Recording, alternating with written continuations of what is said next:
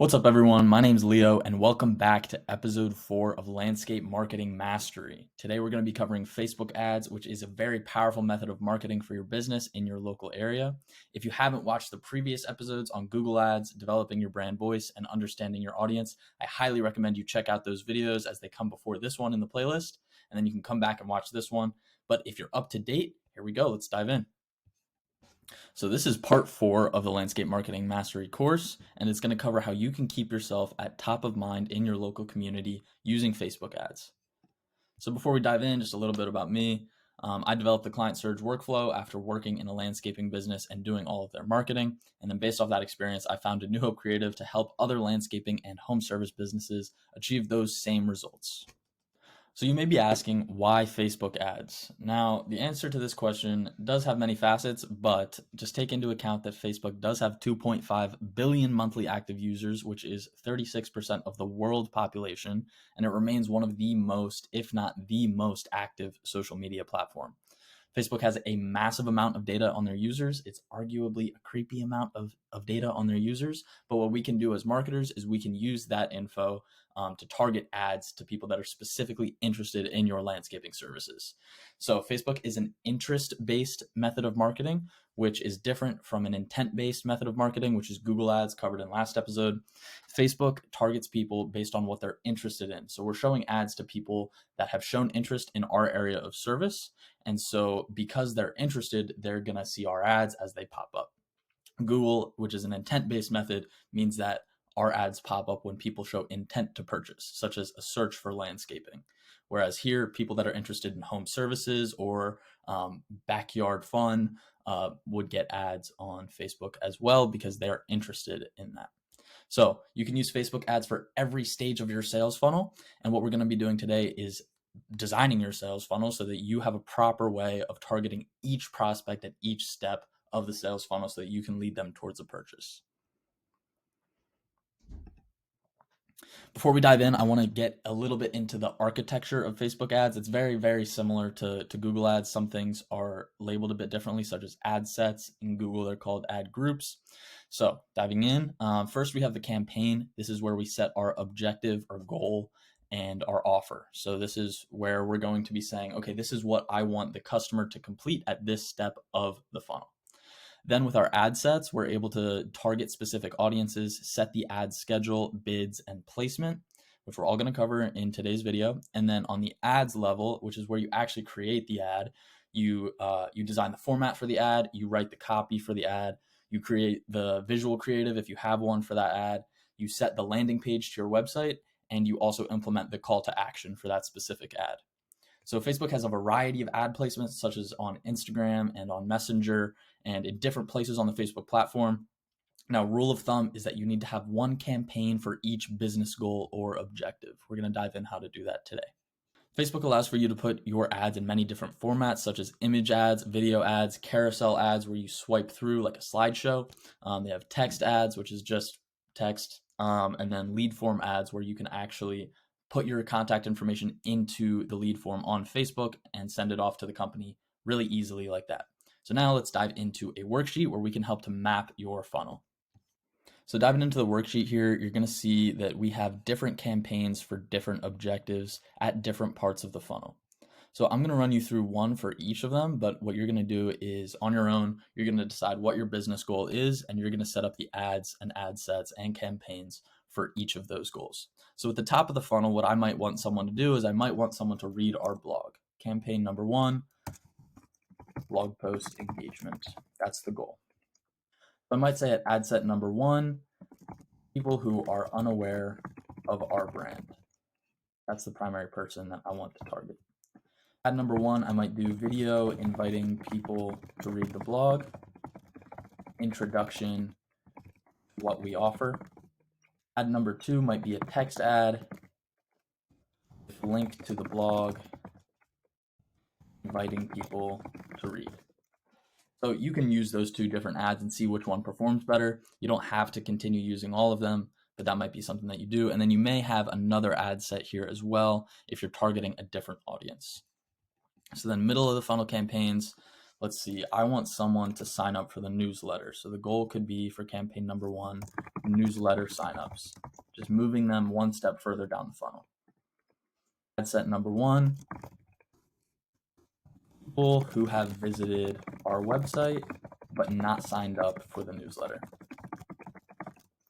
Ad number 1, again, we could do a video with voiceover on what we share in our newsletter and how it'll help.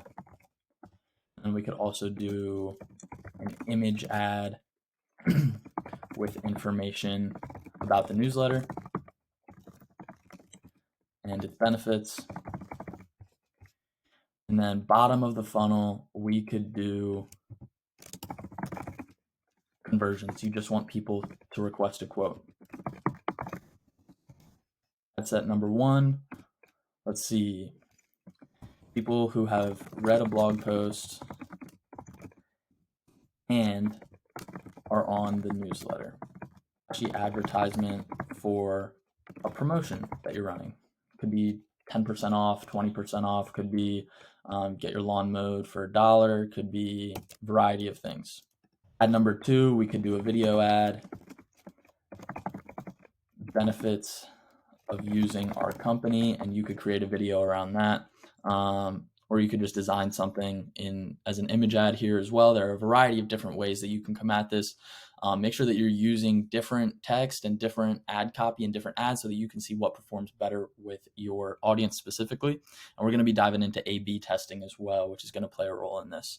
So fill out this entire worksheet, and this will give you a good kind of idea of what you want people to do at each step of the funnel. So a way that you can look at this is at the top of the funnel. These are people that are shown interest in sort of what you're doing, but they probably don't know who you are yet.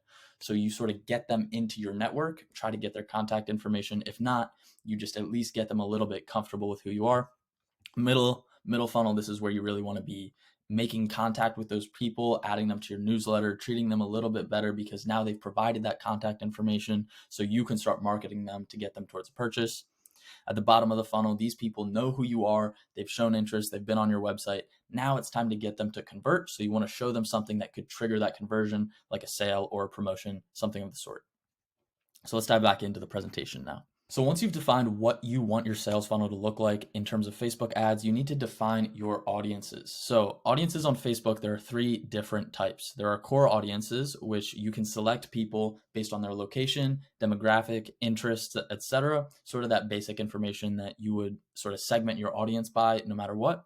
Now, core audiences are really only to be used when you're a new business that hasn't run ads before, a new business that is just trying to gain brand recognition and doesn't know much about their audience already or have info on them. The next step up is custom audiences. So these are users who have interacted with your page or website. This is something that you can track using the Facebook pixel, which I'll cover in another video, but custom audiences allow for you to retarget your audience. So like I said in the worksheet, custom audiences are what allow you to say, okay, I want people who have read the blog and are signed up for the newsletter. That's a custom audience, and you track that through the Facebook pixel. And then you have lookalike audiences. So this is essentially Facebook saying, okay, I have a list of these customers that have interacted with my business in the past. I'm going to search the database for other people who are very similar to those people. So anyone who is similar to someone that's purchased landscaping services from you before, it'll show ads to those people as well. So even if they haven't heard of your brand before, because Facebook thinks that they are similar to people who purchase from your brand or similar to people who read a blog or whatever it may be, you can set that up however you'd like. Facebook takes those people and says, okay, these people are extremely similar to the people who have already interacted with the brand. So this is going to be the audience that we send these ads to. Now, with targeting and defining your audience, you need to take into account remarketing. Remarketing is when you target ads at people who have interacted with your business but haven't necessarily completed the target action. So this is a place where you need to look for leaks in your sales funnel. So this, for example, could be people who read a blog post but didn't sign up for the newsletter. You want to show them a newsletter ad to get them to sign up, get them to that next step. It could also be email subscribers who haven't purchased. So you could look through and say, okay, I want to send a specific promotion to people who have signed up for my newsletter but have never purchased from me. And so let's trigger that first purchase with this ad. You can get very specific with your targeting, and it's a very, very powerful tool. So remarketing is a tool to guide these prospects to the next phase of the funnel. So once you set up your sales funnel and you know what type of ads you want to show at specific places in the funnel for specific people, you need to actually create the content. So this is where you play the role of an influencer. If you don't have someone creating the content for you, this is where it's on you to do that. So if you have images that you want to create or videos that you want to create, it's up to you now to actually make that happen. So with this, use the format of the ad that you defined in the worksheet and plan out the content that you need to make. Then using tools like Canva and iMovie, which are really low cost options for creating this content, you can go through and create the content to your liking. You also have the option of outsourcing it to a third party if you'd like, if you think that they would do it better than you, or you don't have the time to do it yourself. You always have the option to outsource your content creation. If you're doing it yourself, some tools that I really like are Pexels, Unsplash, and Pixabay. These are stock image databases, so you can get image to some high quality photos really for pretty cheap. So if you're looking for high quality professional looking images that you don't have the ability to take yourself, Pexels, Unsplash, and Pixabay are some great options for stock imagery. Now we're going to dive into budget and bidding. So defining your budget is the same process as we discussed for Google Ads. So first, you do need to know your profit margin, your average customer lifetime value, and the amount of expected or desired monthly conversions from Facebook ads. And then to calculate your budget, what you do is you calculate your profit margin as a percentage and multiply that by your average lifetime value. And that gives you the average profit per customer. And then you need to multiply that number, that profit per customer, by the number of your expected or desired monthly conversions. So if you want to get 30 conversions per month and you have a max cost per customer of $120, your monthly budget should be approximately $3.6 thousand for the platform. And that would be to just break even. That's assuming that if you spent all 3.6 thousand, you're going to break even on that. So adjust your budget as you see fit. This is the maximum that you can spend while breaking even. If you spend less than that, you'll be profitable. So just keep that in mind moving forward. And when you first start your campaigns, you might need to put a little bit more money into it. And then, so I wouldn't recommend going over that max budget. But what I'm saying is once you have data to support your campaigns, what you can do is you can scale back the amount that you're spending so that you're only spending money on advertisements that are proven to work and not necessarily experimental advertisements that you're just gathering data with. So you might start out spending a little bit more than later on when you're able to make changes to your campaigns so that they're more cost effective. So once you decide on your budget, so once you've defined your budget, it's time to define your bidding strategy. So the bidding strategy is essentially how Facebook allocates funds to your ad campaigns, and you can choose how it does that. So option A is lowest cost. This is the default option, and I recommend it for about 90% of campaigns. What this does is it aims for the lowest possible cost per event while also spending your entire budget. So what this means is if you want people to send you a DM, if you want people to visit your site, if you want people to fill out a lead form, Facebook is going to aim to get that event to happen with the lowest possible amount of money spent. However, it's also going to spend your entire budget. So just be aware of that. Essentially what this is saying is do as much as possible for everything that I've offered. Option B is cost cap. So this tells Facebook to get the most results while staying below a certain cost that you set. And so this is the best option for scaling while you also want to maintain profitability. If you're okay with not necessarily being profitable for a little while, then you can use different options and set your budget accordingly. But cost cap will make sure that you're staying below a certain cost. Then there's bid cap. So this is on a specific ad basis. So it tells Facebook to get the most results while staying below a specific cost per click. This is best for making sure that every single conversion is profitable. So the difference between bid cap and cost cap is with cost cap, some conversions may be over your target cost, but the average will always be below that cost. However, with bid cap, what it's saying is every single conversion will be below that cost, not the average. Every single one will be below it. Option D is target cost, which tells Facebook to aim for the average cost to be within 10% of your specified amount. So if you say, okay, I want the cost per click to be $100, target cost would make sure that it wouldn't go above $110 and it wouldn't go below $90. So this is best for staying at a very specific cost per event. If you're stable with where you're at and you like where you are, in terms of how your ads are performing, I would recommend target cost. So then bidding options are made available based on the campaign objective. So for example, you can't optimize a campaign for conversions if it has a brand awareness objective. So just keep this in mind that certain bidding options might only be available for certain types of campaigns. All right, so step 5 is choosing where you want your ads to show up. This is ad placements. So the entire Meta network is available for you with Facebook ads. So you have multiple options like story ads, Facebook right column. I'm sure you've seen those on the right side of Facebook, the Messenger app, and much, much more, including Instagram. So this is really up for you to decide. If you want to keep it super easy, you can just keep automatic placements turned on. It doesn't usually make a huge difference. What this does is it means that Facebook is going to place your ads in the spots where it thinks will be most effective. But if you think you have a better idea of that, you can also set your own preferences.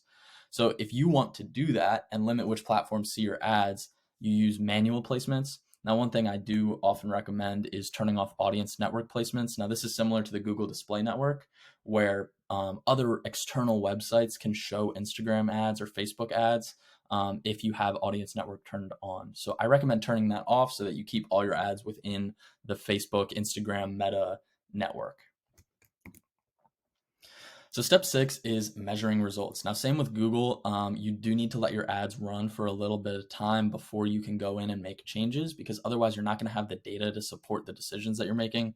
So make sure that you're paying attention to the correct metrics. Like I said in Google, with the Google ads, impressions don't really matter. What matters is the clicks, conversions, conversion rate, and cost per conversion. This is what defines whether or not you're making money. You could be getting all the views in the world, but if you're not making money, what's the point of running these ads? You're wasting money. So just make sure that you're keeping track of those, the proper metrics. Another thing is to keep track of changes that you make and pay attention to the trends of your campaigns. So if you have a running Google Doc where you say, okay, I made this change on this date, I made this change on this date, you can then look back at the data of how your campaigns performed over certain time periods, and you can see what changes you made had what effect on the effectiveness of the campaign. So make sure that you're keeping track of that as well. Now, step 7 is refining your ads and optimizing them. So A/B testing is the real key to a successful ad campaign, because you can make changes that make improvements to the effectiveness of your ad, no matter the budget. So the longer that your campaigns run, the more testing that you can do and the better they will get. So when testing, you need to make sure that you only change one variable in your ads. So for example, if you have one image ad and you want to A/B test it and see what's going to be better, you would change either just the photo on one ad and you would keep all the writing the same, the call to action the same, everything. Or for example, you would keep the image the same, but you would change the copy, you would change the writing on the advertisement. You want to have one thing that changes so that you can see if that actually makes a difference. If you change up 2 to 3 different variables on your campaign, you don't know what is causing the change in results. So you need to make sure that you're only changing one thing so that you have a solid, definite answer on what is causing the results to change. So once you have that data on what is performing well and what is not performing, eliminate the parts of your advertisements that underperform and boost the parts of your ads that do perform. So with that, you can use the conceptual strategy of what worked in your other advertisements, but you can also put more budget into the ads that are performing well while removing any budget from ads that are not performing well. And then another thing that I just like to keep in mind is don't make too many changes at one time. This goes for Google and Facebook. If you overload a campaign with a bunch of changes, it completely changes how the platform is trying to run that ad. So make sure that you're making gradual changes, being methodical with it, not shaking up everything that it's tried to accomplish by changing everything at once. It's just not a great practice. So quick summary. First, you want to map your funnel and define your target audience. Then you want to actually create the content for your ads. Make sure it's engaging. Use tools like Canva, iMovie to create engaging content. And then you want to set your budget and bidding strategy. And then once you do that, you can define which ad placements you want to show, where you want your ads to show up across the Facebook, Instagram, Meta network. And then once you do that and you publish your ads, You want to measure the results and make sure that everything is going well. And then also make changes and refine your advertisements so that the parts that are performing well are boosted and the parts that are underperforming are not even a part of your ad campaign anymore. You take that out. It wasn't working. Why would you continue to put budget into that? So reallocate your budget to the parts of your ads that are performing well and take away budget from the parts of your ads that are not performing well. Next class, we are going to be discussing email and text marketing, which are extremely powerful for service local-based businesses like landscapers. And we're going to discuss the best practices for how you can run effective email and text campaigns. We're also going to cover the design, the software, and the strategy behind all of it. So if you enjoyed this video, please like, share, and subscribe. Maybe leave a comment with a question down below. And I will get back to you in the next video with some more content on email and text marketing. Looking forward to it. Have a great week.